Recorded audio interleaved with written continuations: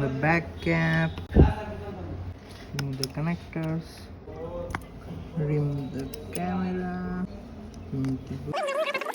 Here it is, the new screen. We are going to fix the new screen. Insert the battery, insert the motherboard, insert the camera, insert the back cap, insert the speaker. Let's screw it up. And finally it's done. Insert the back cap slowly, and it's now